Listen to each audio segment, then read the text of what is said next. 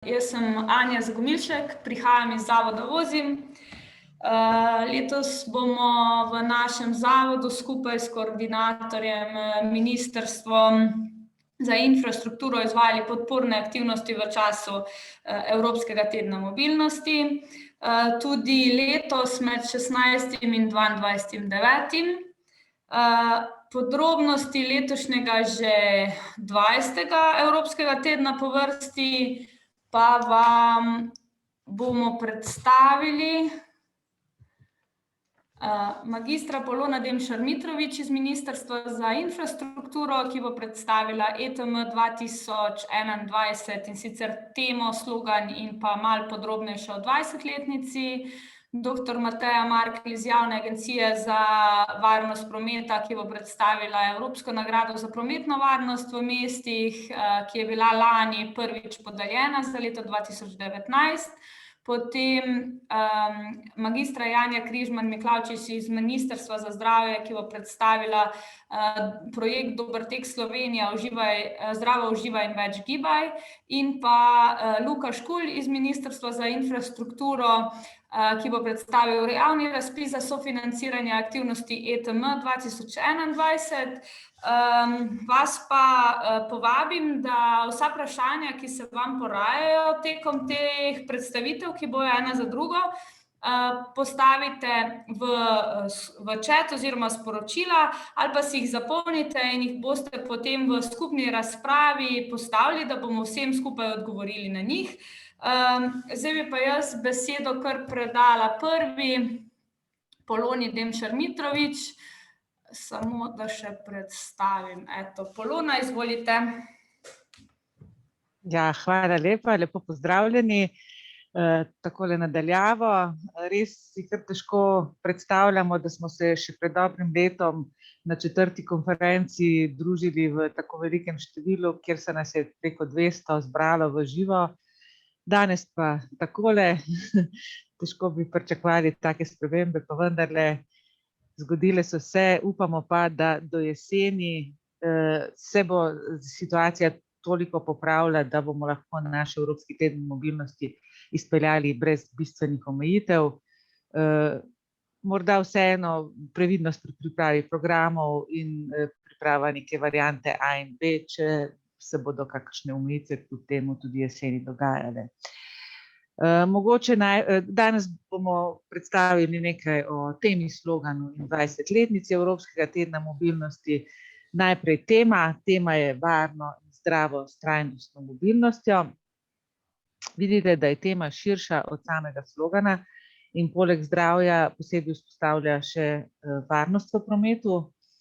Sicer sta pa vsebini prometne varnosti in zdravja močno prepleteni, ne. Mi ljudi nagovarjamo, naj spreminjajo svoje potovalne navade, torej naj pustijo avto doma, naj ga morda niti raje ne kupijo in naj svoje dnevne poti opravijo peš, s kolesom, javnim prevozom ali vsaj kot sopotnik v avtomobilu.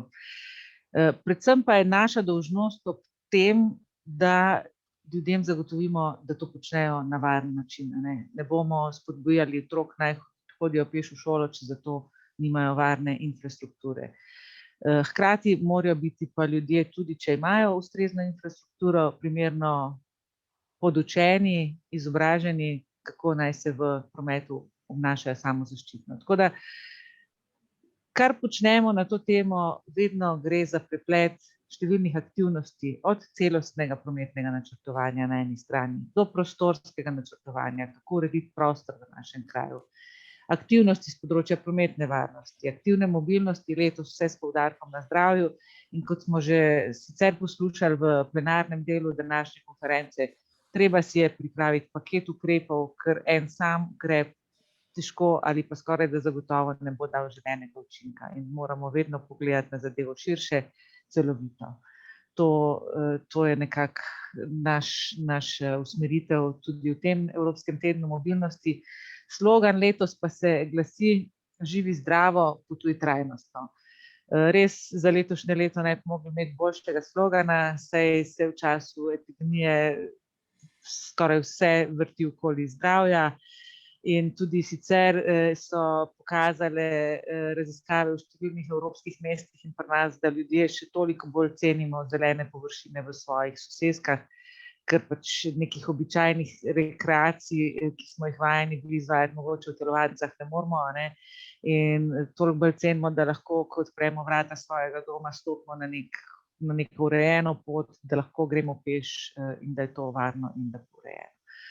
Tako da zdaj recimo sama raziskava mobilnostnih navad, ki smo jih pogledali, kaže močno korelacijo med tem potencialom za spreminjanje potovalnih navad in zdravjem.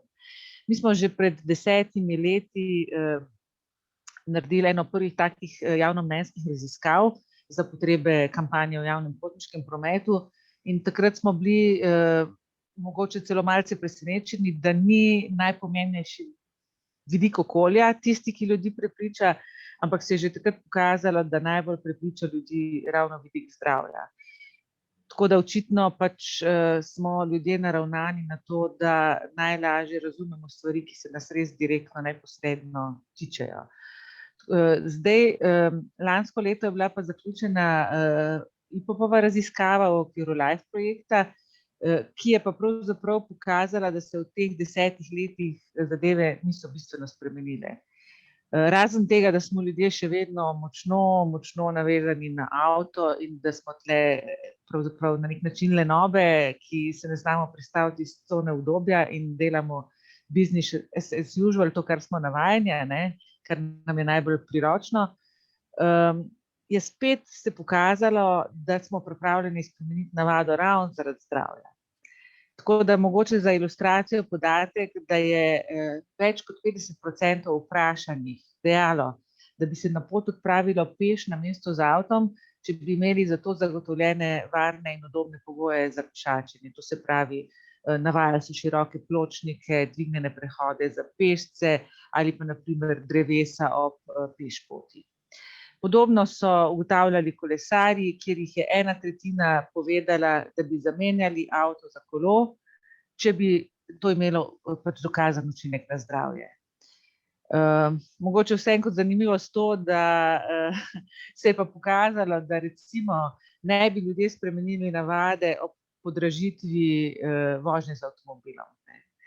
Tako da ta dejavnik recimo nas še vedno ne prepriča. Smo pripravljeni všteti kar nekaj več denarja za to, da smo še vedno z avtomobilom. Zato bomo potrebovali močne argumente in kot rečeno paket ukrepov omejevalnih in spodbujevalnih, da bomo dejansko na dolgi rok spreminjali navade. No, ampak ker imamo letošnje leto slogan Živi zdravo, potuj trajnostno, bomo s pridom uporabili ravno vidik zdravja pri ozaveščanju o spreminjanju potovalnih navad. Zdaj vem pa, da ste zelo inovativni in da boste prav gotovo našli številne načine, kako to početi. Še par besed o 20 let Evropskega tedna mobilnosti, kaj smo že naredili, kakšni načrti za prihodnost. Mogoče uvodoma kratek kronološki pregled, kako se je vse skupaj začelo. Že davnega leta 1998 so v Franciji uvedli prvič dan brez avtomobila. To je bila pobuda pač na nacionalni ravni, ki jo je Evropska unija spremljala in ugotovila, da lahko prinese številne pozitivne učinke, če je pravilno zasnovana. Predlagali so, da se zadeva raztegne na celoten teden aktivnosti in prvič so pozvali države članice k sodelovanju v letu 2002 in to lahko rečemo, da je rojstvo Evropskega tedna mobilnosti. Slovenija se je vključila že takrat, leta 2002 in od takrat sodeluje vsa leta. Kar 7 občin iz Slovenije pa je nepretrgoma sodelovalo do letošnjega leta, to se pravi do lani 19-krat in letos računamo, da tudi 20-tič. To so Ljubljana, Maribor, Koper, Celje, Nova Gorica, Murska Sobota in Gornja Radgona. Iskrene čestitke vsem. Naj povem, da bomo imeli 16. septembra na prvi dan ETM-ja letos pač poseben dogodek, na katerega bomo povabili župane vseh teh 7 občin, se jim zahvalili za dolgoletno delo in pač podelili priznanja in plakete.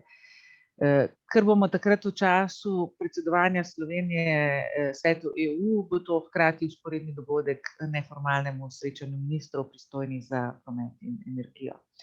Tako da bomo res naredili malo več tudi na promociji ETM-ja v tem času in te 20-letnice. Mogoče še za ostale občine, ki tudi že zelo dolgo sodelujete, pa boste morda sodelovali letos 18-tič, 16-tič. Namen je, da vsaka občina, ko bo 20-tič sodelovala, prejme to priznanje in plaketo, tako da vztrajajte in boste kmalu tudi ostale občine na vrsti, a ne. Zdaj, kaj si pa želimo za prihodnost, ne? Vse, kar smo slišali na konvenciji v plenarnem delu, je željnost v ETM. Želimo si bolj ambicioznih ukrepov, ki bodo dejansko prinesli spremembe v modal splitu na področju prometa, ne. Kaj to pomeni? To pomeni, da boste občine, ki se boste res zavezale in si nastavile spremembe, a ne, celo leto pripravljale trajne ukrepe, ki bodo dejansko dale spremembo, v času ETM-ja pa boste te ukrepe intenzivno promovirale skozi različne inovativne aktivnosti, hkrati pa bo ETM še vedno čas za preizkus različnih zapor in realokacij javnega prostora iz prostora za avtomobile v prostor namenjen pešcem, kolesarjem, skratka nek javni prostor v naseljih. Tako da želimo si, da res občine pogledate v budočnost z večjimi ambicijami, nekatere seveda ste to pokazali že sedaj, nekatere ste se tega šele lotile in boste v prihodnje nastavile več teh ukrepov. Mi bomo za promocijo 20-letnice pripravili tudi nekaj iztočnic, kako jo komunicirati. To vam bomo poslali do konca junija v teh komunikacijskih sporočilih, ki jih vsako leto pripravimo in jih boste prejeli tudi letos, a ne. Tako da bom zaključila z mislijo antične filozofinje Hipatije iz Aleksandrije, ki je rekla: več stvari nas združuje kot razdvaja. In to se mi zdi res ena taka lepa misel, ki jo lahko uporabimo tudi pri našem delu, saj ne glede na to, ali smo pretežno vozniki avtomobila ali hodimo po dnevnih opravkih pretežno peš, vsi si želimo soseske, ki je varna, zdrava, lepo urejena in iščimo te skupne sinergije in to, kar nas združuje, pa bomo sigurno dosegli nek uspeh. Hvala lepa. Hvala, Polona. Jaz bom pol besedo kar predala Mateji Markelj iz Javne agencije za varnost prometa. Mateja, še prevzem, izvolite. No, lep pozdrav še v mojem imenu. Bom začela, pa tam, ko je Polona končala, z eno tako šalo. Jaz se vsak dan drugače vozim s kolesom, torej kolesarjem v službo, seveda na varen način, s čelado na glavi. Tudi danes sem prišla na to konferenco, vendar s sobnim kolesom, ker sem od doma. Jaz bom kratko predstavila v bistvu pač en del seveda evropske nagrade za prometno varnost v samih naseljih.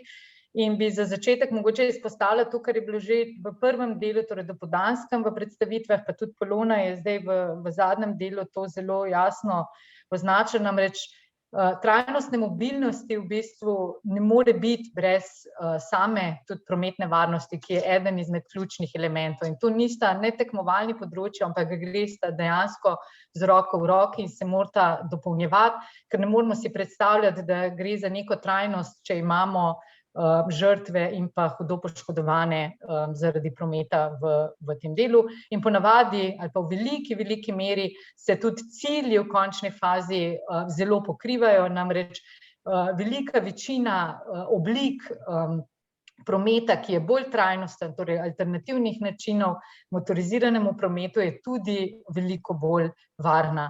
Za hec, če smo prej govorili o zdravju in varnosti, Žal je tako, da na slovenskih cestah v prometnih nesrečah umre največ voznikov in potnikov v osebnih avtomobilih, šele potem v veliko manjšem deležu so tukaj pešci, kolesarji, kar je tisto, torej tudi morda zaradi tega je to lahko eden izmed motivov, zakaj se odločati na trajnostni način sodelovati v prometu. Pa če grem zdaj ožje na to evropsko nagrado za prometno varnost v samih naseljih, torej v angleščini Urban Road Safety Award, gre za v bistvu posebno nagrado, najmlajšo med evropskimi nagradami na področju mobilnosti. Uvedena je bila v bistvu, prvič je bila podeljena v lanskem letu, in sicer za leto 2019. Razpis ponavadi nekako poteka do novembra, razglasitev pa v mesecu maju. Prijavijo se, torej namenjena je lokalnim skupnostim, v našem primeru seveda občinam, in prvo nagrajeno mesto, torej v lanskem letu, je bilo špansko mesto Pontevedra za leto 2019, ki je bilo danes že tudi omenjeno v predavanju gospoda Toma Raja. Oni so v bistvu, mogoče samo za zanimivost, torej oni so število žrtev nekako zniževali skozi več let, tudi dosegli vizijo nič od 2011 do 2018. Uporabljali so strategijo spremljanja učinkovitosti različnih ukrepov in politik, ki so jih uvajali. Povezovali so tako varnost kot trajnost, trajnostno mobilnost, naprimer 80% otrok hodi pri njih na aktiven način v šolo, torej nekje otroci do 12. leta starosti, bodisi do kolesarjev, bodisi peš. Uporabili so različne številne ukrepe in rešitve, vključno z skupnim prometnim prostorom, z zniževanjem hitrosti od 10 do 30 km/h, tako da v bistvu tukaj se vidi, kako so lahko celovite rešitve pomembno potem prispevajo in nekako z roko v roki sledijo skupnim ciljem. Zdaj, kakšen je namen Evropske nagrade za prometno varnost v naseljih? Predvsem je namen poudariti pomembnost, vlogo lokalnih skupnosti pri izboljšanju prometne varnosti na evropskih cestah, torej na višjih nivojih. Na evropski ravni je 38% smrtnih žrtev in več kot 50% huje poškodovanih znotraj naselij. Namen je tudi nagraditi stopajoče in inovativne dosežke občin k prometni varnosti in spodbuditi izmenjavo dobrih praks med mesti.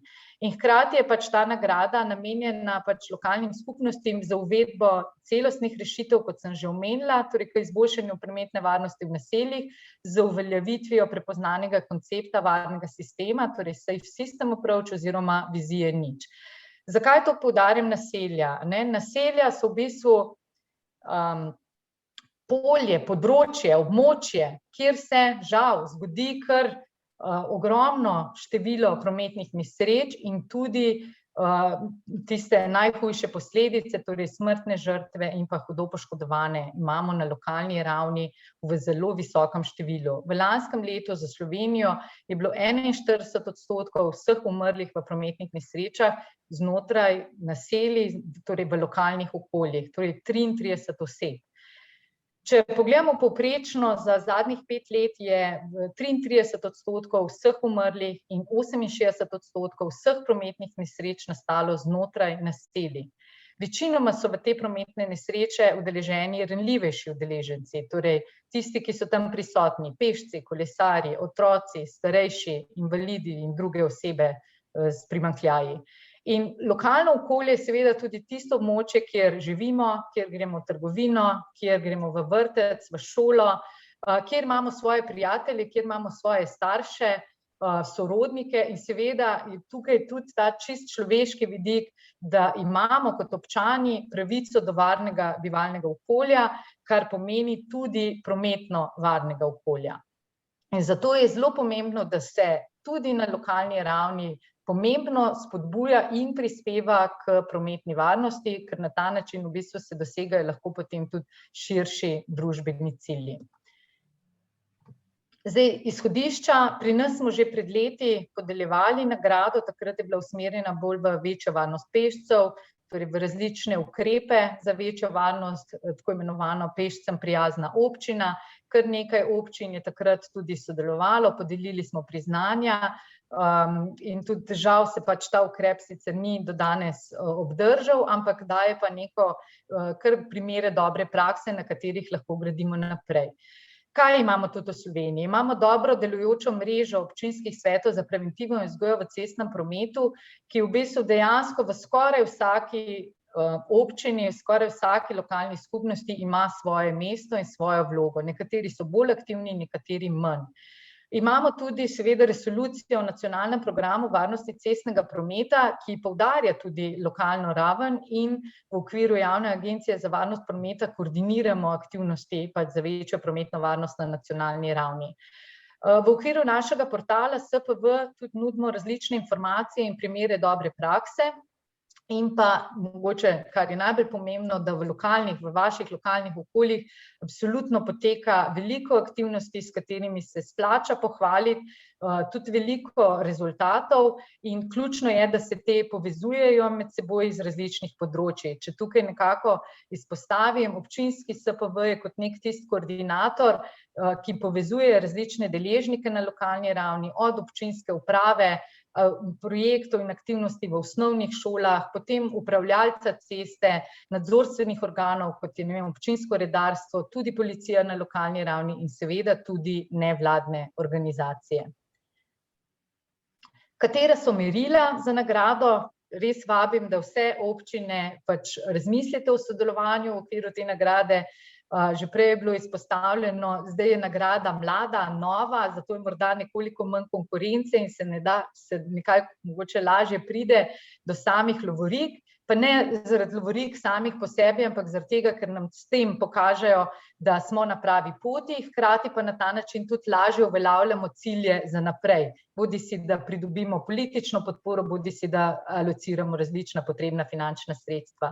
Merila, ki se jih upošteva pri izboru zmagovalcev, je definitivno nekaj izhodišče, usklajeno z lokalnim programom prometne varnosti, potem dejanski vpliv in izboljšanje prometne varnosti v lokalnem okolju, naselju, torej nekaj, kar je že izvedeno, že narejeno, potem vključevanje novih pristopov, nekih inovativnih rešitev, sodelovanje z drugimi deležniki na lokalni in na nacionalni ravni in pa seveda tudi možnost prenosa na druga mesta, na druga naselja kot nek vidik inspiracije za naprej.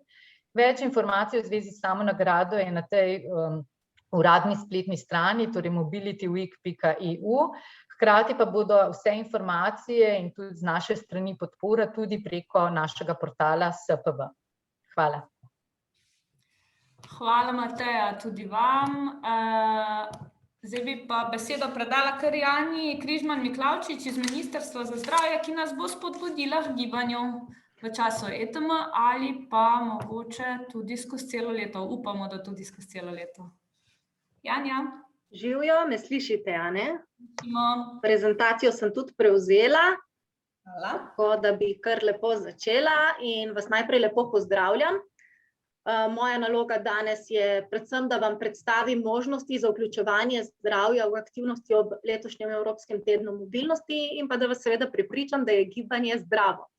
Uvodoma bi povedala, da povezavo med zdravjem, varnostjo v prometu in okoljem skupaj s pristojnimi ministrstvi gradimo že kar nekaj let in upam, da bo lahko letos ta argument zdravje pomembno prispeval k izpeljavi še enega uspešnega tedna mobilnosti. Eno se namreč prepleta z drugim in tako kot so poudarili že drugi pred mano, je tako sodelovanje prav zaradi tega res ena pomembna dodana vrednost. Pa ne samo na državni ravni, ampak tudi potem navzdolj na lokalni ravni, kot bom predstavila tudi v nadaljevanju. V preteklih letih je bilo veliko pozornosti namenjene pomenu trajnostne mobilnosti za zdravo okolje. Danes pa bi vas želela spodbuditi, da začnete bolj intenzivno komunicirati tudi o aktivni mobilnosti kot o telesni dejavnosti, ki koristi zdravju, oziroma sporočati, da sta hoja in kolesarjenje del zdravega življenjskega sloga. Redna telesna dejavnost ima seveda številne koristi za naše zdravje. Med drugim in zelo pomembno je to, da nam pomaga ohranjati zdravo telesno težo in s tem preprečevati bolezni, ki so tudi posledica debelosti, kot so recimo sladkorna bolezen, srčno-žilne bolezni, če naštejem samo nekatere. Dejstvo je, da živimo v okolju, ki ni naklonjeno telesni dejavnosti. Rečemo mu tudi večkrat v zdravstvu debelilno okolje. In tako okolje od nas zahteva vse manj telesnega napora, s tem porabimo tudi manj energije kot v preteklosti in vse to se seveda potem pozna na tehnici in dolgoročno seveda tudi na zdravju. Da je danes težko ohranjati zdravo telesno maso, pa potrjujejo tudi podatki, ki jih imamo. V Sloveniji se je recimo v zadnjih 30 letih število ljudi, ki so predebeli, podvojilo. Preveliko telesno maso ima tako danes več kot 2/3 moških in kar slaba polovica žensk in tudi pri mladih situacija ni rožnata. Tudi pri njih je telesna masa problem. Zaskrbljujoč pa je tudi podatek, da lahko po trenutnih projekcijah pričakujemo, da bomo več kot polovico let, ki jih bomo še preživeli po 65. letu starosti, preživeli v slabem zdravju. To pomeni z nekimi določenimi zdravstvenimi gibalnimi omejitvami, naprimer pri osnovnem gibanju ali pa pri skrbi zase. Z zdravim življenjskim slogom pa lahko po drugi strani vplivamo na to, da to obdobje kar se da zamaknemo.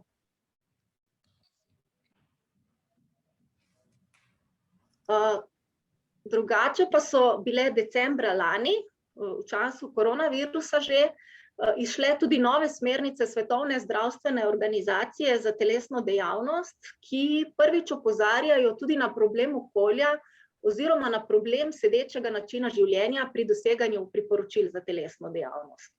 V tem kontekstu lahko tudi te ukrepe za spodbujanje aktivne mobilnosti razumemo kot strateško pomembne za zagotavljanje zdravja populacije.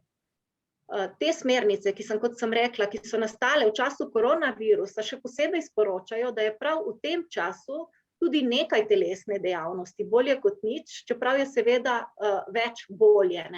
Vemo, da smo zaradi koronavirusa precej omejeni v gibanju zaradi raznih omejitev. Tako bi tukaj in v tem kontekstu posebej poudarila, da sta hoja in pa kolesarjenje v danih epidemioloških razmerah še posebej priporočljiva, saj se pri tem nadihamo, razgibamo, sprostimo in na takšen način seveda tudi krepimo odpornost. Pri tem pa je pomembno tudi to, da spoštujemo veljavne ukrepe in pa tudi splošna higienska priporočila. Imamo tako na eni strani posameznika in spremembe, ki jih lahko naredimo pri sebi s posvojitvijo zdravega življenjskega sloga.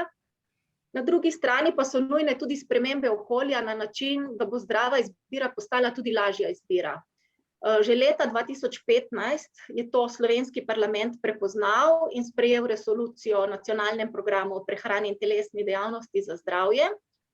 Ima tudi slogan Dober tek Slovenija, zdravo uživaj in več gibaj. In med strateškimi, medsektorskimi ukrepi je poseben pomen dobila tudi aktivna mobilnost in več o tem si lahko preberete v sami resoluciji, ki je tudi javno objavljena ali pa na spletni strani Dober tek Slovenija.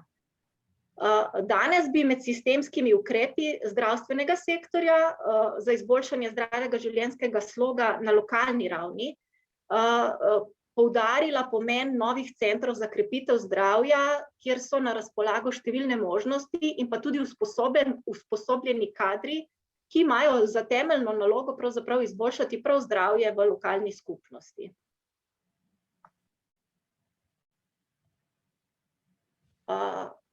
No, in prav v tednu mobilnosti predlagamo ravno to, da občine vzpostavite sodelovanje z območnimi enotami NIJZ in pa s centri za krepitev zdravja, tam pa, kjer teh centrov ni, pa z zdravstveno-vzgojnimi centri. Z njimi je, oziroma z NIJZ-jem, s centralo je dogovorjeno, da bodo letos preko območnih enot in CKZ-jev izvajali številne aktivnosti, naprimer testiranje telesne pripravljenosti, demonstracije nordijske hoje, različne programe vadbe, tudi predavanja v živo ali pa online, če bo to potrebno. Pripravljeni so tudi pomagati pri spremstvu pri pešbusu in bici vlaku, spremstvu oseb z oviranostmi pri pohodih in pa seveda tudi druge aktivnosti po dogovoru z vami. Predlagamo seveda tudi, samo trenutek, da se pri načrtovanju letošnjega ETM-ja povezujete z nevladnim sektorjem, tako lahko že v času načrtovanja povprašate društva bolnikov, društva invalidov, kako lahko oni prispevajo k Evropskemu tednu mobilnosti, kaj si želijo, kaj predlagajo.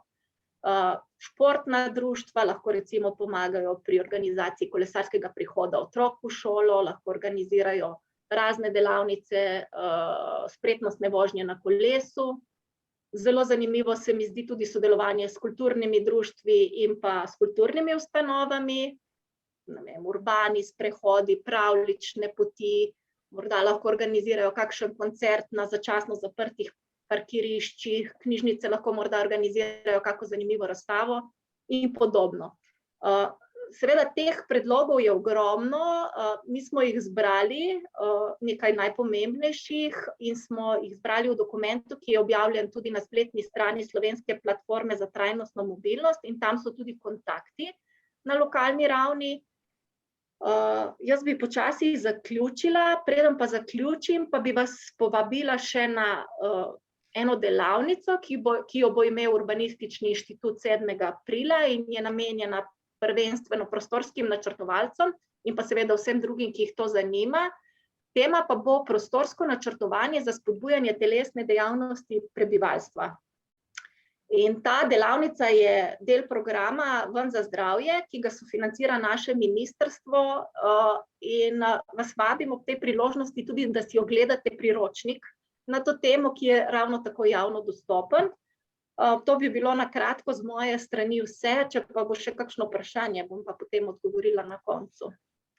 Super, hvala. Hvala, Janja, tudi vam.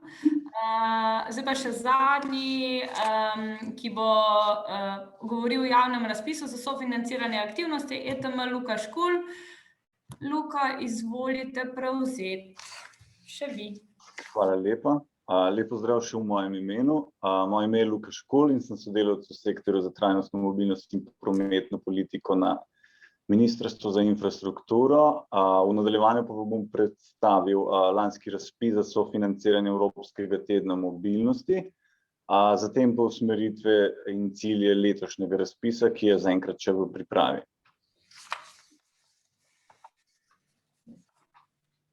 Torej, na ministrstvu smo v letu 2020 objavili javni razpis za sofinanciranje aktivnosti Evropskega tedna mobilnosti, ki je bil lani prvič sofinanciran s sredstvi projekta Life Care for Climate.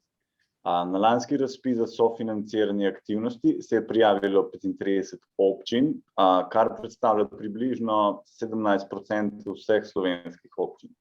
Sam razpis se izvaja v okviru projekta Life, sredstva pa se zagotavljajo iz Sklada za podnebne spremembe.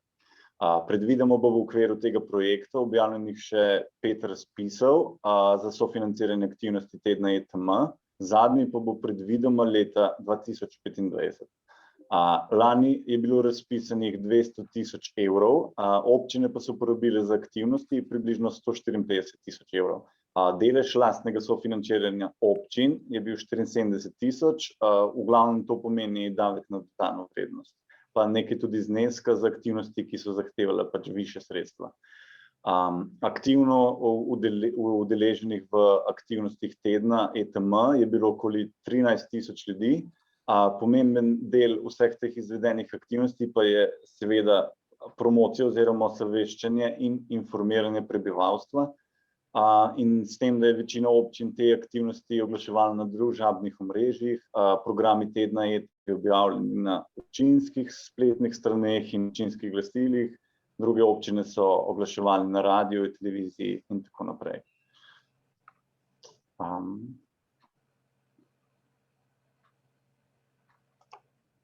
Luka, vse okej? Če mi lahko premakneš. Okay. Torej, občine so pripravile aktivnosti glede na katalog aktivnosti. Ta katalog aktivnosti pa je bil del razpisne dokumentacije lanskega razpisa. Torej, katalog aktivnosti pa je pripomoček za pomoč občinam pri oblikovanju vsebin za aktivnosti ETM. Vsebuje različne sklope, in sicer splošne ozaveščevalne ukrepe, tukaj se šteje vključevanje lokalnega gospodarstva, promocijo aktivnosti, potem so to delavnice o trajnostni mobilnosti, potem je tukaj sklop javni potniški promet, ki se osredotoča na recimo organizacijo dogodkov z uporabo JPP. Potem imamo tukaj sklop aktivne mobilnosti, to so peš, kaži poti, peš bus in šolska ulica. In še zadnji sklop je pa javni prostor, tukaj pa spadajo aktivnosti parkirni dan in otroci in javni prostor. V lanskem letu je bila najbolj uspešna aktivnost, kjer je bilo tudi največ udeleženih in največkrat izbrana aktivnost, to je bila aktivnost G, parkirni dan. V tej aktivnosti udeleženci preuredijo oziroma zaprejo parkirno mesto v prostor, kjer se odvijajo kulturni dogodki, delavnice, je prostor za ustvarjanje, prostor za rekreacijo, nekatere občine pa so na zaprta parkirna mesta za stalno postavile kolesarska stojala. Če greš naprej, Anja. Tukaj je nekaj primerov izvedenih aktivnosti v tednu ETM, to je slika nekega zaprtega mestnega jedra za motorni promet in organizacija dogodka za starejše oziroma za vse lokalno prebivalstvo. Naprej.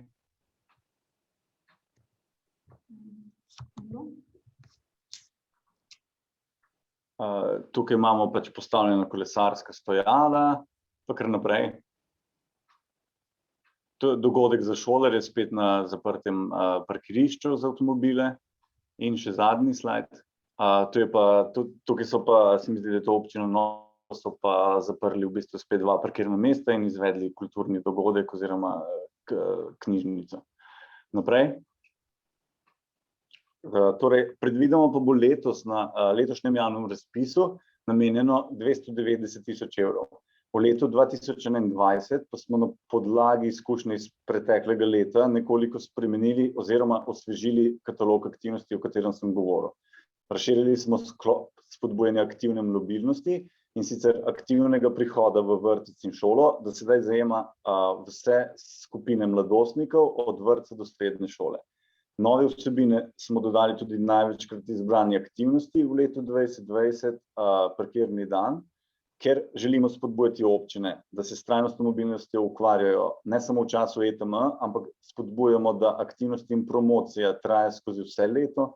Smo dodali ideje glede trajne preureditve oziroma zaprtja parkirnih mest. Primeri takšne preureditve so recimo postavljena kolesarska stojala, kakšne klopce za počitek, da se to spremeni v prostor za druženje, za razne dogodke in podobno. Občine na tem mestu pozivamo, da razmislijo, kako bi lahko promovirali in izvajali aktivnosti trajnostne mobilnosti skozi vse leto in ne samo v tednu ETM, saj je namen razpisa ravno v tem, da se dvigne osveščenost prebivalstva o pomenu trajnostne mobilnosti in spremembam potovalnih navad. Torej, razmislite, ali bi lahko v vaši občini trajno zaprli ulico, mestno jedro ali trg za motorni promet in da se s tem pač naredi vaš kraj bolj privlačen za pešce in kolesarje. Za uspešno izveden ETM je pa nujna dobra ozaveščenost, informiranost in aktivna vključenost čim večjega števila lokalnega prebivalstva in lokalnih organizacij. Tukaj se od prijavljenih občin pričakuje objavljanje programa in dogodkov in s tem promocija, se pravi na njihovih spletnih straneh, objavljanje na državnih omrežjih, objavljanje v občinskih glasilih, na radiju in televiziji. Po koncu Evropskega tedna mobilnosti pa morajo občine poročati o izvedbi ETM-ja. Pošljajo nam razna dokazila, to so računi, slike z dogodkov, liste prisotnosti, potem rezultati informiranja, kako je bilo to uspešno, potem opise izvedenih aktivnosti in tako naprej. Tudi tukaj smo nekoliko spremenili glede na preteklo leto način poročanja o izvedenih aktivnostih, da bodo občine lažje in bolj kvalitetno poročale. Glede na preteklo leto vam še priporočamo, da se na aktivnosti ETM dobro pripravite, da k sodelovanju pa povabite čim več prebivalcev vseh starostnih skupin ter da vključite čim več lokalnih organizacij iz vaše občine. Ne pozabite na redno promocijo in ozaveščanje na temo ETM in trajnostne mobilnosti na splošno na vseh vaših komunikacijskih kanalih. Razmislite pa tudi o tem, kako bi v vaši občini spodbudili čim večje število ljudi k spremembam potovalnih navad in premiku k bolj trajnostno naravnani mobilnosti. Torej, da težite k trajnejšim, dolgoročnejšim ukrepom na področju trajnostne mobilnosti, mi vam bomo pri tem zagotovo pomoč in podporo. Še tole sem pozabil dodati v prezentacijo, pa vam povem sedaj, da je naš e-mail za vsa vaša vprašanja je mzi.etm@gov.si, torej mzi.etm@gov.si. Hvala lepa za vašo pozornost in lep pozdrav. Hvala, Luka, tudi vam. Zdaj pa je čas za razpravo in vprašanja. Samo sekundo, kar nekaj vprašanj se je nabralo. In sicer gospod Simon Koblar je napisal: Janja, se strinjam, da je aktivna mobilnost zelo pomembna. Kljub vsemu me zanima, ali imate podatek o tem, v kolikšni meri je debelost posledica premalo gibanja, koliko pa je ostalih dejavnikov, obstaja kakšna znanstvena raziskava na to temo? Ja, nekaj raziskav na to temo je, jaz si ne bi, so tudi različne med sabo, tako da ne bi posebej se v kakšne procente spuščala, definitivno oboje vpliva in oboje je problem in obojemu delamo in obojem je potrebno delati. Gre za to, za razmerje med vnosom in porabo, ne. Zdaj, kako to porabiš, ali z manj kalorijami ali z več gibanja, oboje je možno. Absolutno je pa tudi prehrana velik problem, še posebej v bistvu ta predelana hrana, v kateri je že zelo veliko sladkorja, soli noter dodane, za katero niti ne vemo, in veliko Evropska unija dela tudi na tem, da se živila reformulirajo počasi in da začnemo tudi te okuse spreminjati. To bi izpostavila mogoče kot problem. Potem pa pač vsak posameznik mora tudi skrbeti v bistvu za ustrezno količino in kakovost prehrane, ki jo vnese vase. Za vse tiste, ki bi želeli spodbujati tudi zdravo prehrano, mogoče v okviru tega spodbujanja zdravega življenjskega sloga, jaz sicer nisem posebej pripravila, ampak ima Ministrstvo za zdravje tudi številne programe na tem področju in mogoče lahko na naši spletni strani najdete te programe, pa pogledate, kateri so primerni za vas. Med drugim kuhna pa to, ne vem, če poznate ta program, se izvaja po mnogih šolah in otroci se učijo kuhati. In to je ena zelo dobra popotnica potem za nadaljnje življenje, da si znaš sam pripraviti avtentično hrano iz zdravih, domačih in lokalnih sestavin. Super, hvala, Janja. Gospa Nataša Fujs iz občine Bohinj sprašuje, da jo zanima, kdaj se namerava objaviti razpis ETM 2011, Luka? Ja, predvidoma bo javni razpis objavljen v začetku aprila. Smo v zadnjih fazah v bistvu te objave, tako da mislimo, da bi morali uspeti, da bo v začetku aprila, tako da tako. Super, hvala. Mogoče še to vprašanje, če se lahko prijavijo samo občine ali kakšna druga organizacija za Luko? Ja, v bistvu razpis je namenjen samo občinam, ampak se pa spodbuja, da se pravi občina se povezuje z lokalnimi organizacijami, da se jih vključi čim več, se pravi različne društva, šole, vrtce, podjetja, karkoli, da je vključen čim več ljudi, da čim več ljudi izve o pomenu trajnostne mobilnosti. Tako. Torej kot oblika partnerstva ali pa kot oblika podizvajalcev v primeru, da občina ne bi zmogla sama izvesti. Tako, ja, absolutno, ja. Hvala. Gospod Štefan Posilovič iz občine Zreč je zapisal: pri razpisu sofinanciranja ETM razmislite o enostavnejšem poročanju. Če upoštevamo vložene ure v poročanje, je finančno to velik vložek od prejetih, večji vložek od prejetih sredstev. Tako da mogoče tem se ste omenili, da ste malo izboljšali sisteme. Ja, tako, ja. Ja, to smo v bistvu malo simplificirano poenostavili, se upravičujem. Smo malo poenostavili v bistvu tudi ta končno poročanje, tako da upam, da bo občinam zdaj lažje v bistvu, pa tudi bolj pregledno za nas in za njih. Tako da boste videli v razpisu. Jaz mislim, da vam bo bolje kot lani. No. Bi pa besedo dala gospodu Vanetu Urhu iz RC Novo mesto, ki drži besedo, ki drži roko gor, če lahko se priklopi, mogoče tudi s kamero. Pozdravljen. Dobar dan vsem, hvala za to konferenco. Jaz bi pa imel vprašanje, mogoče ne za točno določeno osebo, ampak na splošno. Kako recimo spodbuditi kakšne občine, ki se do zdaj v 20 letih sploh niso vključevali v te iniciative, ko tudi niso bile mogoče upravičene iz evropskih sredstev do izdelave CPS-jev? Kako do njih? Mi smo pač med drugim regionalna razvojna agencija, si prizadevamo, da se te vsebine prenašajo in usklajujejo na regionalni ravni. Zdaj pa me zanima, če mogoče kdo ali iz ministrstva ali pa iz kakšne občine, ki je tu kasneje prepoznala, kako v bistvu to print naprej. Ne vemo, da dosti tudi takih manjših. Promet sploh ni taka težava, kakor na nekaterih drugih območjih, ampak so vseeno tukaj vsebine zdravjem, pa kakovosti okolja, samih lokalnih središč. Hvala. Mogoče Polona, bi vi? Ja, tle je nekaj izkušnja. Kot rečeno, je pri majhnih občinah problem, da je tam veliko pomanjkanje kadra. Že pri srednjih občinah so se hecali včasih lokalnih koordinatorji, da z levo roko dajo vlogo, z desno pa podpisujejo in da skrbijo za vse od šol do investicij v ceste. Tako da verjamem, da je tam to težava in da se težko ljudje, ki so na toliko vsebinah razpeti, ukvarjajo še z Evropskim tednom mobilnosti. V tem primeru se lahko občina odloči za zunanjega koordinatorja. Zdaj, to je pa lahko marsikdo, lahko je to, imamo recimo primer, da je bila to regionalna razvojna agencija, ki dobro pozna problematiko v nekem območju, lahko je to nek posameznik, ne nazadnje tudi podjetje, čist stvar odločitve, lahko je to neka kolesarska mreža, karkoli. Tako da, če se vi dogovorite s temi občinami in jim nudite podporo, bi bilo po moje to zelo, zelo dobrodošlo. Samo morate pač vzpostaviti nek dialog. Možnost je pa tle veliko. Če lahko še jaz mogoče dodam nekaj, če se slišimo. Mogoče lahko poskušate pristopiti tudi s temi podatki o zdravju v občini.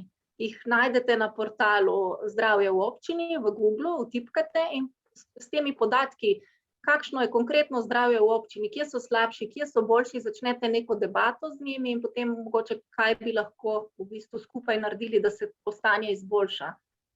Ker verjamem, da ne bojo neobčutljivi na to. Verjamem pa, da je problem, še posebej, če ni kadra v teh manjših občinah, ampak mogoče je pa to lahko nek začetek debate. Super. Lahko še jaz sam zelo na kratko. V bistvu po naših izkušnjah so tudi največkrat je res problem pri nekaterih manjših občinah to, kadrovskih, finančnih, zaradi finančnih in kadrovskih zadev, ampak mogoče se velikokrat da na to, da se prvo pričakovanja, kaj bi morala zdaj ta občina vse narediti, zelo zmanjšajo, ker ko je ena oseba, pač lahko sicer nekaj naredi, veliko pa ne. Pogosto se konča tudi pri finančnih sredstvih ali pa tukaj je tu ta del, da se mogoče čisto pričakovanja omejijo, da ni zdaj nekih zahtev, kaj vse bi mogli, pa ne vem, kako vse ampak da se z malimi, drobnimi stvarmi začne po principu snežene kepe, ki se potem skozi leta povečuje. Jaz sama sem bila na prvem ETM-ju v Ljubljani, pa na zapori smo stali in smo mogli isto, ne vem, odgovarjati voznikom, koliko je zdaj vsa ta groza, da se je cesta zaprla, da je tam zdaj zapora, ker oni na tej cesti ne morejo biti. Vsi začetki, ne glede na to, imaš ti vso podporo, so težki in pomembno je, da se z malimi stvarmi v bistvu začne. Tukaj je in Ministrstvo za infrastrukturo in posamezno Ministrstvo za okolje, Ministrstvo za zdravje, v končni fazi tudi mi z našega področja lahko nudimo neke čisto podporne, neke konkretne male aktivnosti, s katerimi lahko začnejo pač vsi. Na našem področju, ne vem, imam jaz zdajle 5 majhnih občin, od Dolenjskih Toplic, ki so z vašega, recimo, ki so zelo aktivne, ali pa ne vem, Razkrižje iz zgornjega dela Ajdovščine, ki so zelo majhne občine, pa zelo aktivne. Hvala, Mateja. Bi dala še besedo gospe Blanki Odlazek, če se lahko vključite, mikrofon, mogoče tudi kamero. Žal kamere ne bo, pozdravljeni vsi. Skupaj najprej čestitke za odlično organizacijo tele spletne konference. Drugače bi se mogoče na malo prejšnjo temo navezala. Absolutno gibanje je izjemnega pomena, ne glede na težo posameznika. Imam pa tudi eno vprašanje, no.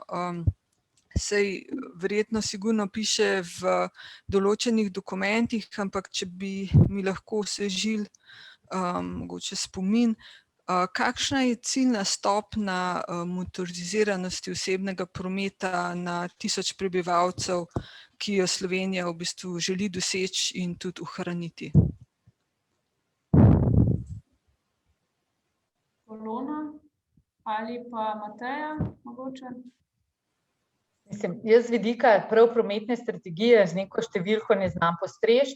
Pač vem, da imamo, ne vem, 1.200.000 motoriziranih vozil, a ne, v Sloveniji, od tega skoraj 1 milijon ali pa celo malo več osebnih vozil, tako da definitivno so tu številke še velike. Mogoče kot en izziv, ki je tudi, pa ni samo za debelost, a ne, ali pa ne vem, za gibanje zaradi zdravja, se mi zdi zelo pomembno, da se o tem razmišlja, da se odgovarja ljudem na to, kaj so njihove v bistvu ovire, zakaj se ne bi presedali iz avta zdaj na nekaj drugega, ne. Tudi na področju prometne varnosti smo 20 let nazaj ali pa še pred mano, še kaj prej, mogli govoriti, v čem je problem. In marsikdaj pač tukaj pri trajnostni mobilnosti je ključno na nas vseh, da predvsem izpostavljamo, zakaj je to tudi na ravni posameznika problem, a ne. Zdravje je en vidik, onesnaževanje ali pa ogljični odtis je drug vidik, ampak zdaj, kako bo pa lahko posameznik zelo praktično, kako naj jaz zdaj peljem otroka, grem v službo in kako naj moj otrok pride v šolo, da bom jaz prepričana, da bo to dovolj varno in tako, zdaj je najlažje, da se usedeš v avto. Kako odgovoriti na te njihove vsakodnevne vprašanje se mi zdi ključno. Ali imamo na tej ravni prometne strategije tako jasno zastavljeno cilje, pa ne vem. Hvala. Zaenkrat bomo pa na ministrstvo dali še vprašanje, pa če napišete mogoče v chat vaš mail, gospa Blanka, pa vam bodo odgovorili z ministrstva še s točnimi Se mogoče zdaj lahko kar takoj, no, mislim, zdaj samo absolutno število avtomobilov nimamo za kazalnik, zato ker gre bolj za delež njegove uporabe, ne, ker zdaj, če recimo je toliko avtov, pa mi recimo promoviramo predvsem to, da v Sloveniji družine nimajo 2-3 avtomobilov, kar je zdaj situacija, ne. In če ostanejo na enem, če živijo pač v takih razmerah, da vsaj enega potrebujejo, je potem naša usmeritev predvsem manj uporabljati ta avto, ne za vsako pot do trgovine, do vrtca, ampak res mogoče samo za tiste nujne opravke. To se pravi, da bo absolutno ta številka lahko ostala višja, pa bo delež potem manjši, ne, tako da tle je bolj ključno, da vidimo, koliko je dejansko teh avtomobilov na cestah, ne. Seveda tudi številka je zdaj absolutno previsoka, ne, tako da si želimo, seveda, vse to bi morala biti želja vsake družine, ne nazadnje je to velika obremenitev za proračun, ne, da imaš 2-3 avtomobile. Nekateri se drugače tudi žal ne morejo organizirati, ampak marsikdo bi se pa lahko, ampak je treba prestopiti iz cone udobja, ne. Potem pa, če ostanemo na enem avtu na družino, kako tudi tistega čim manj uporabljati, ne. Bo pa sigurno stvar prihodnosti, to so tako hitre spremembe, da je tle težko napovedovati, tudi nekaj dala ta uporaba teh social carov in teh podobnih zadev, ne, koliko smo se tle pripravljeni tega posluževati, ne, koliko si znamo preračunati, koliko nam bi bilo lahko ceneje, če uporabimo nek avtomobil, javni avtomobil za tiste nujne vožnje, kot da imamo svojega parkiranega v garaži. Mislim, to so zelo take kompleksne vsebine. Imamo še slabih 5 minut, pa bi mogoče še eni ključni stvari šli. Polona, še bi vas vprašali, kako se lotiti letošnjega ETM ob nejasni situaciji glede COVID epidemije, ne? To mislim, da tudi vse bolj ali manj zanima. Ja, napotek bi bil, da se ga lotite podobno kot lansko leto, ne.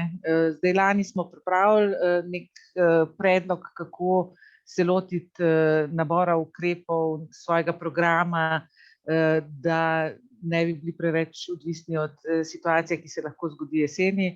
Zdaj mi vsi upamo, da bo letos zadeva bolj sproščena kot lani, pa vendarle je treba imeti malo previdnosti, da se pripravi variante, kaj če bo omejitveni ukrepi večji, kaj če ne, in mogoče vseeno ne načrtovati nekih večjih prireditev, kjer se zbira večje število ljudi. Drugače pa plan A, B za posamezne aktivnosti na terenu. Super, bi Janja še vi kaj dodali mogoče?